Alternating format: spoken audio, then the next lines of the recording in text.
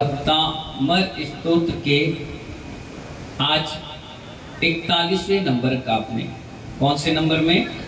41 number काव्य। उसका शीर्षक है भुंजंग भय भंजक। क्या है? भुंजक जानते हो कौन होता है? सांप। कोई भी सांप हो, चाहे पनियल हो, चाहे दूमुआ हो, चाहे शेषनाग हो, कोबरा हो, अजगर हो, किंग कोबरा हो, कई प्रकार के होते हैं। जितने भी सांप होते सब जहरीले। क्या? और इनके मुंह में जहर क्यों रहता है बताओ? हैं? अबे मोदी जी, जो व्यक्ति जिंदगी भर बुरा बोले, दूसरों की निंदा करे, पेट में कुछ और मुंह में कुछ और शरीर से कुछ हो, वो बोल नहीं पाता, उगल नहीं पाता, सांप बनकर के जहर उगलता है। क्या उगलता है? जहर। अपनी जिंदगी भी खराब करता है, परिवार की भी खराब करता है और समाज की भी खराब करता है। सांप बना जाता है। क्या? इसलिए कहा गया खाया पिया अंग लगेगा। लवी भाई गुड़गांव, क्या कहा? खाया पिया अंग लगेगा, दान दिया संग संग चलेगा। दीपू भाई क्या कह रहे हैं? मैं खाया पिया अंग लगेगा, दान दिया संग संग चलेगा। दान ना दिया, राजू कपड़ा, दान ना दिया तो जंग लगेगा, और मर गया तो नियम से भुजंग बनेगा। जितने सांप है ना, ये दान पुण्य नहीं करते, ये ना खाते हैं, ना खाने देंगे, ना दान करेंगे। इनका पैसा जंग लगता है, सड़ता है, और अगर नहीं सड़ा और जंग नहीं लगा और मर गए, क्या हो गए? मर गए, तो जहां आपका पैसा रुपया सब कुछ रखा है, वहीं जाकर के सांप बन जाते हैं। और फिर सांप बनने के बाद पूरी जिंदगी वहीं मर जाते हैं, कोई पूछने वाला नहीं होता। ना शरीर रहता है, ना अस्थिर पिंजर रहते, कोई पूछने वाला नहीं। इसलिए सांप अगर बनना हो तो दान मत करना। सांप अगर बनना हो तो शरीर में नहीं खर्च करना। कई लोग होते हैं ना, पैसा कमाते हैं, घूमेंगे फिरेंगे, अच्छे कपड़े पहनेंगे, अच्छा खाएंगे पिएंगे, वो यही नाश कर लेते हैं। कुछ लोग ऐसे भी हैं जो आज दान पुण्य कर लेते हैं तो उनके आने वाली 3, 4, 8, 10 पीढ़ियां धन्यवाद के पात्र बन जाती हैं। लोग आते हैं ना, कई बार हमें आके बताते हैं, महाराज श्री ये जो परिवार है, ये मंदिर की स्थापना इनने की थी। अरे वाह, बहुत बढ़िया, अच्छा बात है। कब की थी भैया? बोले महाराज जी हो गए 10-12 पीढ़ियां। अरे तो आज तक सम्मान हो रहा? बोले हाँ, काम ऐसा किया गया जो 10 पीढ़ी के बाद भी सम्मान हो रहा है। काम ऐसा करो कि मरने के बाद 4 लोग तुम्हारी काठी में जाए। अगर ऐसे काम गलत करोगे तो मरने के बाद नगर पालिका के डब्बे में जाकर छोड़ना पड़ेगा, कोई रोने वाला भी नहीं है। इसलिए भुजंग बनना हो तो आज से जहर उगलना चालू कर दो। नियम से आने वाले समय में हमारे सामने तुम सांप बन करके मुंह में जहर लेकर के जाओगे।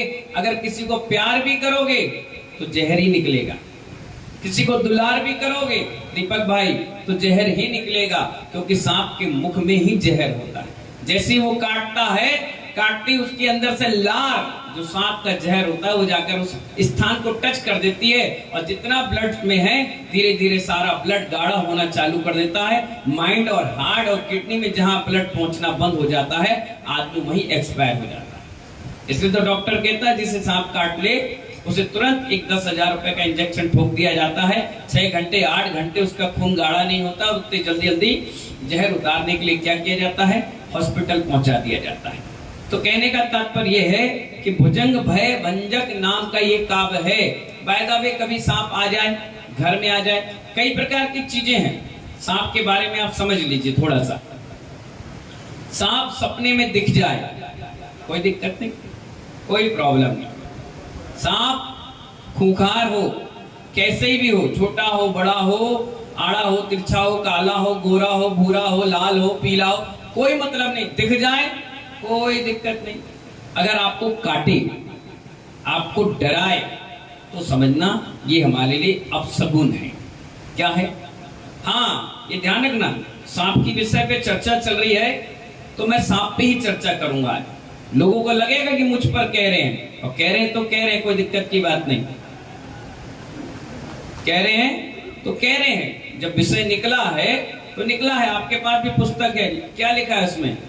शीर्षक क्या लिखा है? सांप पे तो लिखा है, सांप की तो चर्चा हो रही है, करना चाहिए, कोई दिक्कत नहीं। क्योंकि जब महाराज बोलते हैं तो जितने लोग हैं ना, सब ये सोचते हैं महाराज हमारे विषय में बोल रहे हैं, जबकि महाराज तुम्हारे विषय में नहीं बोल रहे, तुम्हारे पुण्य के कारण बोल रहे हैं। तुम्हारा पुण्य होगा तो सुनोगे, और नहीं होगा तो कान बंद करके चले जाओगे। भगवान महावीर स्वामी की भी मौसी थी, बुआ थी, हैं? मौसी थी। वो क्या कह रही थी मालूम है? उनसे कहा गया चलो भगवान महावीर स्वामी की वाणी हो रही है, तो क्या कह रही थी? कह रही थी जो मेरी गोद में नंगा खेला है मैं उसकी वाणी सुनूंगी। और उसने क्या किया? जबरदस्ती ले भी गए ना तो आंखें फोड़ ली। क्या कर ली? आंखें फोड़ ली। मिथ्यात्व का जब उदय आता है तो ऐसे ही आता है। तो मैं क्या कह रहा था, सांप दिख जाए कोई दिक्कत नहीं, कोई घबराने की जरूरत नहीं। वो पुकारे, काटे और आप चिल्लाओ और आपके डरो तो समझ जाओ कोई अपशगुन हो रहा है। सांप बैठा है फड़ फैलाकर, समझ जाओ तुम्हारे कोई पूर्वज तुम्हारे रक्षक देव के रूप में खड़े हैं। तुम्हारी कोई अनहोनी हो रही है, वो आपको सचेत कर रहे हैं कि मैं तुम्हारे साथ हूं, इस काम को तुम कर लो। तीसरी चीज, सांप जाता हुआ दिख जाए, घर से निकल रहा है या आगे आगे जा रहा है, आप उसके पीछे पीछे, समझ जाओ बहुत बड़ा कोई नुकसान आपका होने वाला है। या पैसा कोई ब्याज पे ले जाएगा तो आने वाला नहीं है, और दूसरे दिन यकीन ना हो तो देखना कोई ना कोई तुम्हारे घर पर मांगने आएगा, और जैसी मांगेगा तुमने पैसे दिए, अब वो वापस नहीं आने वाले, गए। राजन बाबू क्या समझ में आया? दूसरी बात, सांप आया तुम्हारे आसपास, खेला कूदा, ढूंढा ढांडी करी, इधर उधर लपेटा और चला गया, कोई दिक्कत नहीं, घबराने की कोई जरूरत नहीं। काटेगा, डराएगा, निकलेगा, और आ रहा है कहीं से अंदर आ गया तो समझ जाओ कोई बहुत बड़ी लक्ष्मी आपके घर में आने वाली है, चाहे बहु रूपी, चाहे बच्चे के रूप में, चाहे ये लक्ष्मी किसी ना किसी प्रकार से लक्ष्मी आने वाली है। हाँ, कोई सांप जाता हुआ किसी स्थान पे दिख रहा है, बिल में घुस गया, किसी मकान पे घुस गया, या कहीं बैठा है, तो हो ना हो कोई बुजुर्ग आपके मर गए और उन्हें धन गाड़ कर रख गए, और धन गाड़ करके रख गए, और वो बता नहीं पा रहे, बोल नहीं पा रहे, सांप बोल नहीं पाता, इशारा कर नहीं पाता, तो वो तुम्हें दिखा रहा है, इंगित कर रहा है कि मैंने ये धन रखा है, इसको तुम निकाल लो। क्या कर लो? अब तुम्हें रात के सब सांप दिखेंगे। क्या दिखेंगे? क्योंकि तुम बोल नहीं पा रहे, मन ही मन सोच रहे, हाँ हमें दिखा था, हमें मिला था, अरे बाप रे हमें काटा था, अब सब चीज दौड़ेगी। साइकोलॉजी है ना, साइकोलॉजी। तो महानुभाव, ये उस सांप से अगर कभी ऐसे आ जाए, दिख जाए भूले भटके, तो इस काव्य को पढ़ो, इसकी आराधना करो, इसकी मंत्र की जाप करो, तो विष भी उतर जाता है। क्या उतर जाता है? उस सांप का जहर भी उतर जाता है। ऐसा काव्य में आचार्य भगवान बता रहे। आज 2 काव्य पढ़ेंगे अपन, इसलिए ज्यादा आपको समझाने की जरूरत नहीं, आप बहुत समझदार हैं। चलिए पढ़िए। रक्ते क्षणम समद कोकिल, कोकिल नहीं है, कोकिल, कंठ नीलम, बोलो कंठ नीलम, क्रोध, एक मिनट, क्रोधो, धा जुड़ जाएगा इधर, दा दा, क्या जुड़ जाएगा? क्रोधो, दा साइलेंट है ना, तो जुड़ जाएगा। क्रोधो धतम फणिन मुत फण माप तंतम, तंतम, तंतन नहीं है, तंतम, ठीक है। आक्रामती, क्रम, क्रमा नहीं है, क्रमेण नहीं है, क्रम, और क्रमा नहीं है, आगे मात्रा नहीं जोड़ना, आप लोग लय भूल जाते हैं। आक्रामती, क्रम, युगेण, निरस्त, संकस, निरस्त, संकस, अलग अलग कर लिए, निरस्त तातक, और संकस अलग कर लिए। संकस शक्कर का है ना, आवाज आना चाहिए, संकस, संकस है ना। तो नाम आधा ता और आधा ना है, त्वन, नाम नाग दमनी हिदी यस पुंसः, सा के बाद क्या है? दो विसर्ग है ना, तो हाँ आ जाएगा पुंसः। बोलो पुंसः। हो गया, कोई दिक्कत तो नहीं? लय में पढ़े हम, बहुत बढ़िया। रक्ते क्षणम समद को किल कंठ नीलम।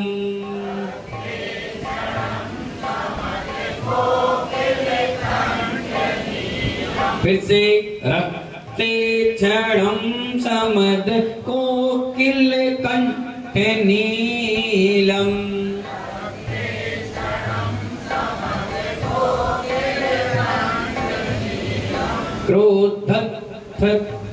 क्रोधोद्धतं पाणिन मुट्फणमापतन्तम्।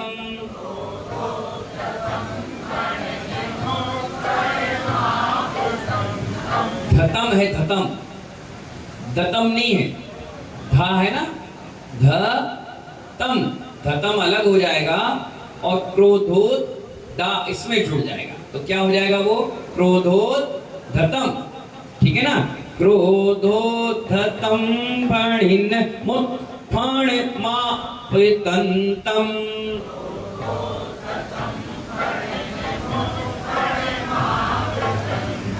आक्रामतीक्रमयुगेण निरस्त संकस।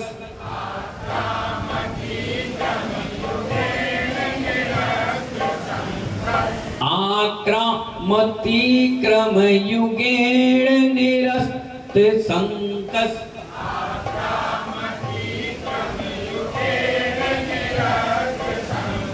त्वन्नाम नागदमनि हृदयस्य पुस्सा।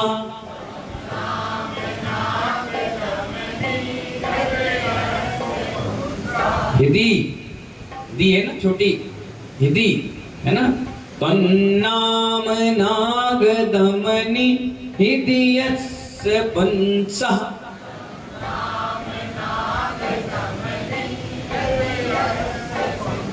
बहुत बढ़िया पढ़ा। अब सारे जेंट्स पढ़ेंगे, शुरुआत मैं कर रहा हूं और एंड आपको करना है, ठीक है ना? रक्ते, जोर से पढ़िए। क्रोधोत,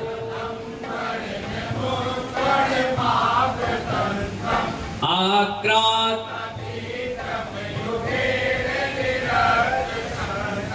तन्नाम। सारी महिलाएं रखते।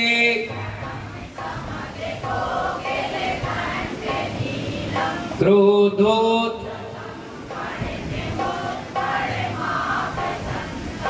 आक्रांत, त्वन्नाम। सभी मिलकर रखते, जोर से। क्रोधोत, आक्रांत, त्वन्नाम। बहुत बढ़िया। चलिए अब इसका भावार्थ समझिए। कोई दिक्कत परेशानी तो नहीं पढ़ने में? शुद्धि हो गई ना? अब देखिए आप लोग कितनी अशुद्धि से पढ़ते हैं और भड़बड़ी में पढ़ते हैं। कभी भी ना भोजन ना भजन भड़बड़ी में नहीं होना चाहिए। अगर एक कौर मुंह में गया है तो 32 बार उसको चबाना चाहिए। कितनी बार? क्यों बताओ? महाकाल खड़े हो जाओ, बताओ, ये दिखाओ। एक मिनट। कल के दिन तुम्हारे बच्चे पूछ लें पापा एक कौर को 32 बार क्यों चबाना चाहिए, तो मालूम होना चाहिए ना। बताओ। नहीं पता। अरे क्या बात है, तुम कह रहे पता ही नहीं? शादी हो गई, ये मर गए, तभी तुम्हें नहीं पता। बैठो, बताओ भाई डायमंड। हाँ 32 दांत होते थे बस। और किसी के दांत ना हो तो गुटक जाए। बताओ सुरेश चंद जी। देखो बोलोगे नहीं तो सीखोगे कैसे? अभी मैं बता रहा हूँ बढ़िया। खड़े हो जाओ, शर्मा मत। ऐसे शर्मा रहे जैसे कहीं लड़की देखने जा रहे हो। खड़े हो जाओ। हाँ बताओ, नहीं मालूम तो बता दो, नहीं मालूम बोलो, माइक में बोलो। हाँ देखो कितना शर्मा रहे बेचारे, बताओ बताओ। हाँ पूछो सुरेशन जी, बोलो बोलो, नहीं मालूम है? नहीं मालूम, बताओ। ब्रजभूषण जी बताओ। हेलो। हाँ पाचन शक्ति के लिए। अच्छा बैठ जाइए, हम बताएं, पूछो। हाँ हे उपाध्याय श्री, हाँ भोजन को 32 बार चबाकर क्यों खाना चाहिए? अब हम बताएं। जी बोलिए। कभी आप डॉक्टर, डेंटल डॉक्टर कोई हो तो उसके मेडिकल स्टोर पर जाना, जहाँ वो ऑफिस में बैठते हैं चेकअप करने, तो दांत के शेप बने होंगे, बने होते ना 32 दांत उनके मिलेंगे, दांत मिलेगा, जबड़ा मिलेगा, सब चीज बना हुआ रहता है। उसी को देख करके वो बताते हैं सबको, है ना। तो दांत में देखना, हर दांत अलग अलग किस्म का मिलेगा आपको। क्या? हाँ, सबकी कैसे अलग है। तो कहा गया है डॉक्टर वैज्ञानिक हिसाब से 32 बार एक ग्रास को चबाने का मतलब 32 दांत एक एक बार अपना काम कर लें। क्या कर लें? हाँ, जैसे कोई प्रोडक्ट बनता है, सुनना, तो पहले क्या होता है, रॉ मटेरियल इकट्ठा होता है, फिर उसकी प्रोसेसिंग बनती है, सफाई होती है, फिर गीला होता है, फिर सुखाई होती है, फिर छटाई होती है। ऐसे 32 जगह वो घूम करके आता है, तब जाकर एक प्रोडक्ट लॉन्च होता है। लवी भाई सही है ना? एक चीज, एक उदाहरण बता रहे हैं, है ना। जैसे पिच्ची है, मोर ने गिरा दी, फिर एक व्यक्ति ने उसे बीन ली, फिर उसको धोया, सुखाया, बंडल बांधा, खराब वाले अलग कर दिए, अच्छे भरे भरे इकट्ठे कर लिए, फिर उसने दुकानदार को बेचा, दुकानदार ने जिसको बनाने वाले को बेचा, बनाने वाले ने इसे धोया, सुखाया, बंडल बनाया, फिर उसकी पत्नी ने इसे एक सेटिंग बना दी, पति ने उसे बांध दिया, वहां से गाड़ी वाले यहाँ लाया, तब जाकर हमारे हाथ में, डायरेक्ट नहीं आती।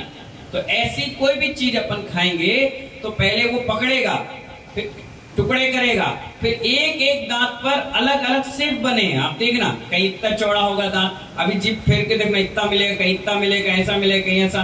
तो हर भोजन को वो उसी हिसाब से मैच करता है, यहाँ यहाँ यहाँ यहाँ। आप देखना, यहाँ से चपते चपते यहाँ आ जाएगा, यहाँ से जीभ में पहुंचेगा और सीधे आपने घुटक लिया। यानी 32 बार 32 दांत के हिसाब से चबा चबा कर भोजन का डॉक्टर ने बताया आपको कि 32 बार चबाना चाहिए। ये नहीं कि एक ही साइड चबाना चाहिए, पूरे दांत में घूमता है। आप देख लीजिए, यकीन ना हो तो घर जाना, आज एक गिलास लेना, चबाना, स्वाभाविक चबाना, जीभ से फैलाने, अपने चबाना। तो यहाँ चबेगा, यहाँ जाएगा, यहाँ जाएगा, यहाँ जाएगा, यहाँ जाएगा, लास्ट में सीधे बीचों बीच आता है, जहाँ तालू है वो सीधे अंदर खींच लेती है और वो अंदर चला जाता है। तभी जो काम दांत का है वो काम आंत नहीं करती। और आप क्या करते हो, ऐसी बड़े बड़े में 2-4 पट पट पट खाए, हो गया, बहुत बढ़िया। नहीं, आपने स्वाद कहाँ लिया, आपने उसको चबाया कहाँ, उसका रस खर भाग बना कहाँ, बना ही नहीं पाया। अब पेट में जाने के बाद वो सड़ा गला और गैस्ट्रिक प्रॉब्लम, पाइल्स की प्रॉब्लम, पेट में दिक्कतें, परेशानी, बहुत सारी चीजें हो जाती हैं। इसलिए भोजन को पूरा प्राय तरीके से चबाना चाहिए, भोजन ढंग से करना चाहिए, तो पेट सही रहेगा। और भजन सही करोगे शुद्धता के साथ तो हमारे भाव सही रहेंगे। क्या समझ में आया?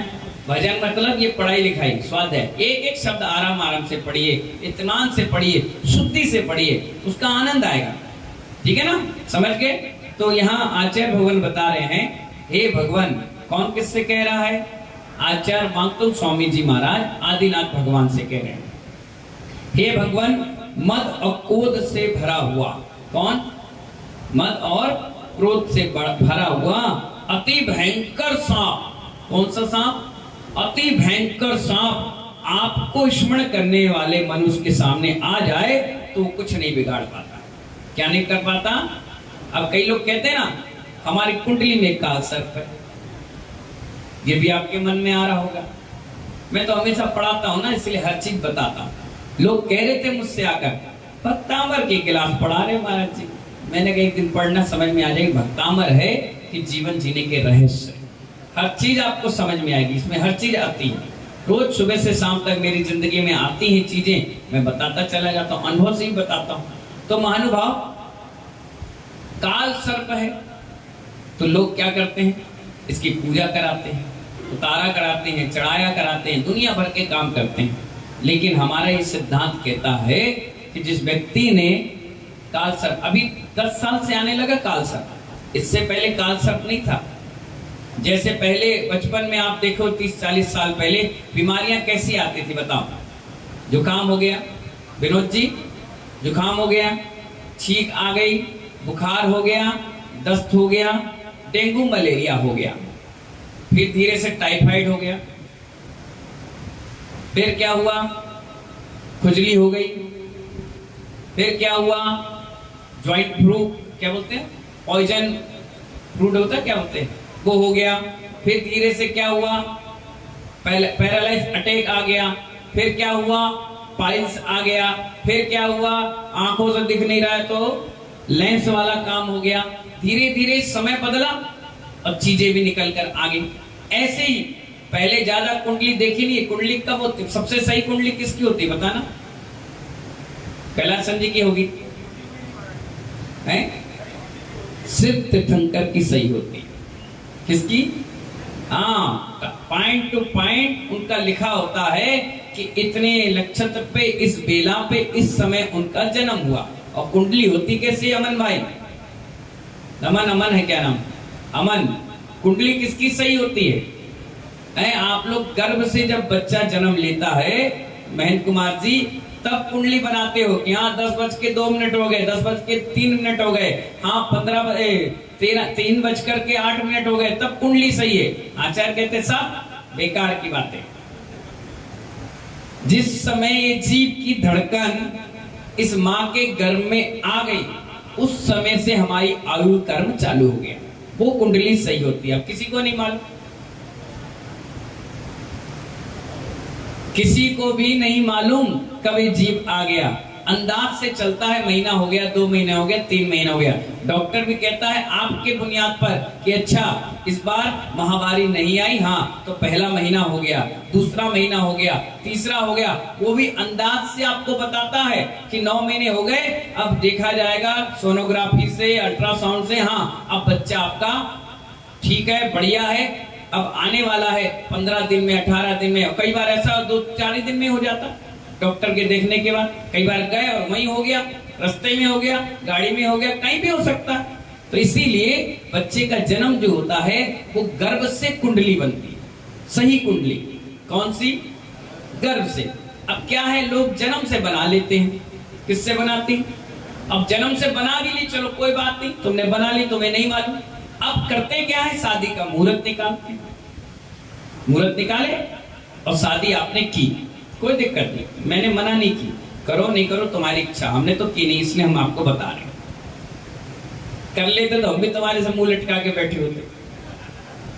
अब शादी कर ली, मुहूर्त निकला शाम के 7 बजे भावर का। कितने बजे राजू? कितने बजे अंशु? 7 बजे। अब 8 बजे तो बारात चली। कितने बजे? कपूरे दादा कितने बजे बारात निकली थी आपकी? 8 बजे ना, देखो मैंने सही बोला। अब 8 बजे आपकी बारात निकली और बैंड में आपने 1 लाख रुपए खर्च किया, तो हर जगह नागिन नचोगे, ब्रेक डांस चलेगा, डांसते गाते, और 2-4 बुजुर्ग रहते, अरे चलो चलो, अरे चच्चा तुम भी नचो, 10 का नोट मुंह में डाला और नचना चालू हो गया। 10 रुपए, 20 रुपए, 50 रुपए उड़ाते उड़ाते कितने बजे पहुंची? 12 बजे, वो भी धक्का मार मार के। और आराम से आएंगे, बोतल के तूफान में आएंगे तो 2-3 बजे पहुंचेंगे। शादी ब्याह की बात बता रहा हूं। अब 12 बजे तुम द्वार पर पहुंचे, समधी भेंट हुई, फिर बरमाला हुई, अब भावर कितने बजे होगी? नहीं बताओ, तुम्हारे घर बिगड़ते, हमारे नहीं। कितने बजे? शाम रात के 3 बजे, 2 बजे, 4 बजे, 1 बजे भावर हुई। मुहूर्त कितने बजे का था? कई जगह तो सुबह 6 बजे होती है, पूरा दिन निकल गया, यानी जिस मुहूर्त पर शादी थी वो हुई नहीं। तो अब क्या होगा? मैं तेरा दुश्मन, दुश्मन तू मेरा। अब आ जाओ सपेरा और नागिन। मुहूर्त से कभी खिलवाड़ नहीं करना चाहिए। क्या नहीं करना चाहिए? शाम के 7 बजे का है, आराम से आप 12 दिन में निकालिए, 7 बजे भावर कर लीजिए, शादी कर लीजिए, बिल्कुल फ्री हो जाइए, आराम से नाचना गाना, वहीं डीजे लगाइए, नाच लीजिए, गा लीजिए। मुहूर्त से खिलवाड़ होते हैं, इसलिए हमारा घर खिलौने की तरह हो गया, जो आए तो खेल लेता है, चला जाता है, नहीं मानता। इसलिए मैंने काल सर्प अभी आ गया, इससे पहले था। आपने सुना कभी प्रेमचंद जी, कभी तुम्हारी कुंडली देखकर तुम्हारी सेठानी ने दिखाया और कहा कि इनको काल सर्प था? बताओ कन्हैया लाल जी, बसंत जी, बताओ। नहीं ना? अरे कई ऐसे भी लोग हैं जिन्होंने कुंडली भी नहीं देखी, चेहरा भी नहीं देखा और शादी कर ली। आज 75 साल, 40 साल, 50 साल हो गए, आज तक कभी कोई बात नहीं हुई। मन प्रेम है, उनका पुण्य भी है, धार्मिकता के साथ है। और आज देखिए 2 दिन, 4 दिन, 8 दिन, महीने, 6 महीने, साल, 2 साल, अरे क्या बताएं तुम्हें, 25 साल बच्चे शादी के लायक हो गए, उसके बाद कहते हम आए तुम्हारी जम नहीं रही, हम अलग तुम अलग। और 25 साल के बाद कौन बूढ़ा आदमी शादी दोबारा करेगा? क्या जिंदगी जियोगे? डिप्रेशन में रहता है आदमी, परेशान रहता है। इसलिए मेरा कहना है मुहूर्त से कभी खिलवाड़ नहीं। काल सर्प अगर है, अगर आपको लगता है, देखो हमें तो कुछ नहीं लगता, अगर आपको लगता है कि है तो कोई दिक्कत नहीं, भगवान पार्श्वनाथ बैठे तो हैं, जाइए अभिषेक करिए, बढ़िया पूजा करिए, हर हफ्ते में 1 दिन नमक का त्याग करिए, एक पार्श्वनाथ का विधान करिए, कल्याण मंदिर स्तोत्र कंठस्थ कर लीजिए। अब आपका कोई बाल बाका करने वाला नहीं है। क्या कहा मैंने? और ज्यादा है, अगर और भी माइंड आपका लगता है कि चलो कोई बात नहीं, पिच्छी का पंख अपनी जेब में हमेशा साथ में रखिए, आपको कोई कुछ नहीं कर सकता। क्यों? क्योंकि सांप इसकी बदबू से आते ही नहीं। मोर का पंख इतना शानदार है कि जहां मोर का पंख रख दिया जाए, सांप मजाल है वो लकीर पार करके चला जाए। वो डरता है कि मोर का पंख देखते ही समझ जाता, मोर, नेवला, ये सांप के जानी दुश्मन होते हैं, समझ गए ना? वो चोंच से पकड़कर उसके मुंह को उड़ा देता है सीधा। इसीलिए मोर का पंख साथ में रहने से वहां सांप नहीं आता और डर के मारे भागता है। ठीक है, तो ये काल सर्प के बारे में समझ आ गया। शेषनाग काल सर्प, हल्का काल सर्प, ये सब आजकल की कुंडलियों में निकलने लगा, वैसे पहले नहीं निकलता था। पहले आप देख लीजिए 25-30 साल पहले एक कुंडली को बनाने में सही मायने में 6 महीने लगते थे, जो हाथ से बनती थी। किससे बनती थी राजेंद्र जी? जब आपकी शादी हुई होगी तो हाथ से बनी होंगी कुंडलियां और मिलाए होंगे, महीने लगते थे, पंडितों के बाद लाइन लगती थी, एक कुंडली मिलाने में महीनों लगते थे, तब जाकर मुहूर्त निकलता था। और आज 5 मिनट में कंप्यूटर, बच्चा भी कंप्यूटर में मिला के दिखा देता मेरा भविष्य क्या है। उसमें डालने वाला कौन है, लिखने वाला कौन है? हम और आप ही तो हैं। जो आपने लिख दिया तो उसमें 50 बातें लिखी हैं, एक ना एक तो सत्य होगी। हाथ देखने वाला भी कितना जोरदार है, आप देखिए। वो सबसे पहले आपका विश्वास जीतता है। नवीन भाई क्या जीतता है? विश्वास। और विश्वास जहां जीत गया, अब वो जैसा पटकेगा तुम वैसे गिरोगे। वो करता क्या है? हाथ देखते ही सबसे पहले कहता है तुम्हारे हाथ में बहुत पैसा है, पर टिकता नहीं है। तुम भी धीरे से, हाँ ठीक है। ऐसा कौन सा व्यक्ति है जो कमा के लाता है लेकिन खर्च नहीं करता? भाई कोई नौकरी पेशा 50,000 का इंसान भी है तो भाई 40,000 तो खर्च करता ही है। तो मतलब अपनी कमाई का 80% तुमने खर्च कर दिया, तो तुम्हें विश्वास हो गया कि हाँ ये व्यक्ति सही कह रहा है। दूसरी बात वो कहेगा तुम सबके लिए अच्छा करते हो लेकिन तुम्हारे लिए अच्छा नहीं होता। सही कह रहे पंडित जी। बस तीसरी बात कहेगा तुम बहुत हैरान हो, परेशान हो तभी तो आए हैं। 3 बातें बोलने के बाद तुम क्या हो गए? सीधे फ्लैट हो गए। अब तो पंडित जी ही दिखेंगे तुम्हें, अब ना भगवान दिखेंगे, ना महाराज दिखेंगे, ना जिनवाणी दिखेगी, ना पुण्य, ना कुछ। अब तो बस पंडित जी कौन सा रतन, उन्होंने कहा ये, कौन सी माला ये, कौन सी दिशा में ये, कौन सा मुहूर्त ये। अब तो वो पंडित नहीं भगवान बन गया। क्या बन गया? जितने भी चीजें आती है ना, ये कर्म के उद्देश्य से आती है। किससे? हमारे यहाँ सिद्धांत है, देव साथ गुरु को पकड़ लो, बस आपका बेड़ा आज कल परसों कहीं ना कहीं पार हो ही जाएगा। इसकी उसके चक्कर में रहने से कुछ नहीं होने वाला। इसलिए मुहूर्त तो मुहूर्त है। मैंने कहा काल सर्प अगर आपको लगता है, वैसे होता कुछ नहीं है, अगर मान लिया जाए जैसे पहले कोई बीमारी नहीं थी, आजकल बहुत प्रकार की माइग्रेन, अब उसका नाम आ गया migraine, liver, kidney, heart, back pain, अब एक नई बीमारी आएगी सर्वाइकल, जॉइंट पेन हो जाता है, क्या बोलते हैं उसको, जॉन्डिस, कई प्रकार की चीजें आ गई।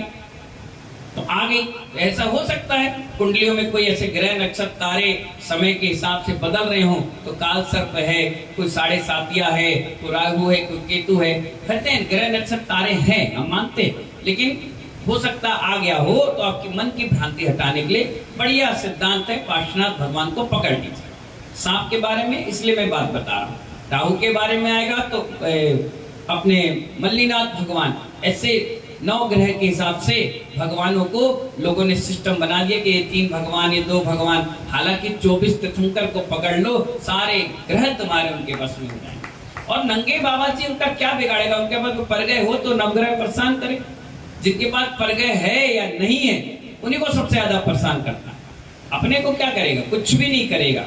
इसीलिए महानुभाव, क्रोध और मद से भरा हुआ सांप भी, अति भयंकर सांप भी अगर आपके चरणों में हम आ जाते हैं या स्मरण करते हैं, आपका नाम लेते हैं, तो वो भी क्या हो जाते हैं, शांत हो जाते हैं और अपना उपसर्ग नहीं करते हैं। इस प्रकार से ये काव्य का भावार्थ है। मंत्र पढ़िए, ओम ह्रीम अरहम नमो खीर सवीणम रिद्धि सहित श्री आदिनाथ जिनेन्द्राय अर्घम निर्वपामिते। सिद्धि मंत्र पढ़िए, रिद्धि मंत्र, ओम ह्रीम अरहम नमो खीर सवीणम झोम झोम नमः स्वाहा। ऐसे ऋषि जिनके रूखा भोजन दूध जैसा हो जाता है। कैसा हो जाता है, जैसे चौके में पहुंचे और आपने बनाया था भोजन कैसा, रूखा। रूखा का मतलब ना उसमें घी था, ना तेल था, ना बूरा था, और ना जूस था, ना कोई फल था, ना नमक था, ना किसी प्रकार की कोई औषधियां थी, बिल्कुल रूखा उबला हुआ रख दिया था। पर उनका भाग्य था, पुण्य था कि उन्होंने जैसी अंजलि खोली और आपने कोई भी सामान दिया, वो भोजन इतना सुस्वादु हो गया कि दूध जैसा मीठा पवित्र लगने लगा।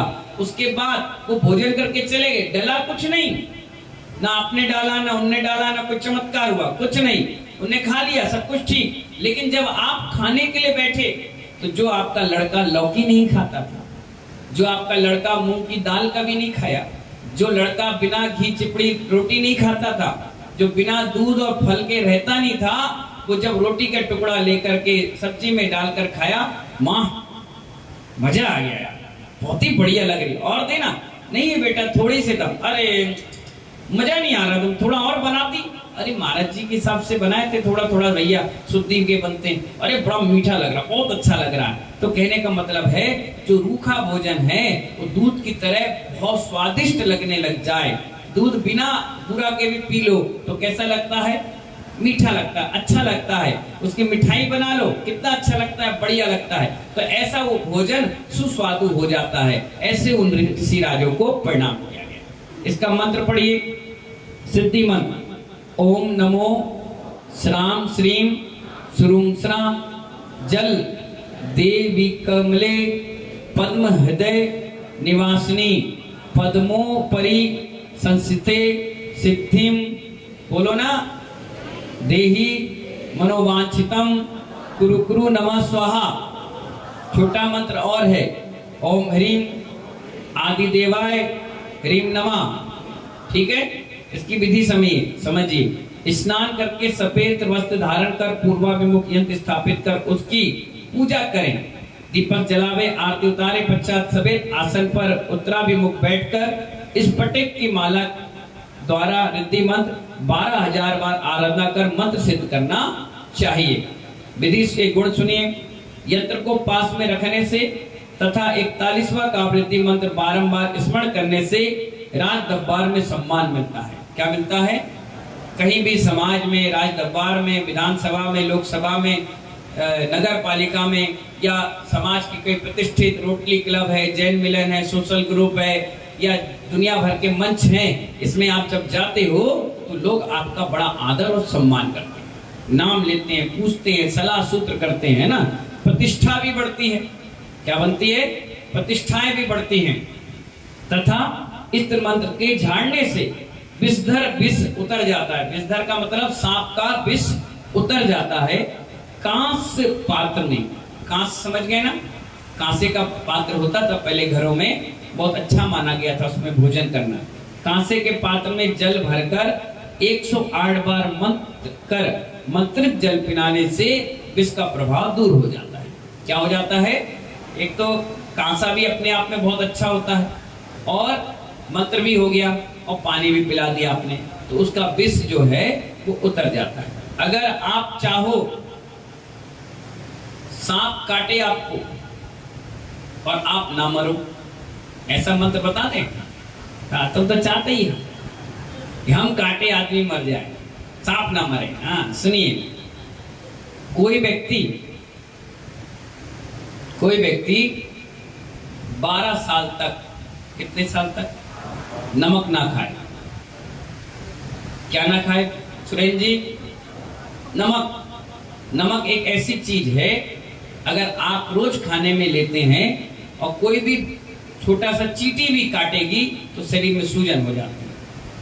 पहले के जो निर्गंध साधु हुआ करते थे वो नमक का सेवन नहीं करते। पुराने आचार्य शांति सागर, आदि सागर, अक्लीकर, सरमती सागर, महावीर कीर्ति, विमल सागर, ऐसे अथक साधक हुए जिन्होंने नमक का सेवन ही नहीं किया और जंगलों में रहते थे। बियाबान पहाड़ों पर रहते थे, नदी तालाब वन तट पर बैठते थे और वहां चींटी आ गए, सांप नेवला बिच्छू आ जाए और काट भी ले तो उनके शरीर में कोई असर नहीं होता था। और जिस दिन आप नमक का त्याग करें उस दिन कोई चींटी आपको काटेगी तो आपको असर भी नहीं होगा।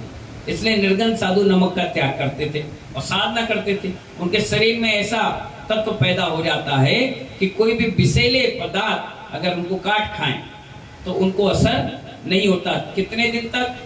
12 साल तक नमक का त्याग कौन करेगा? कोई नहीं करता।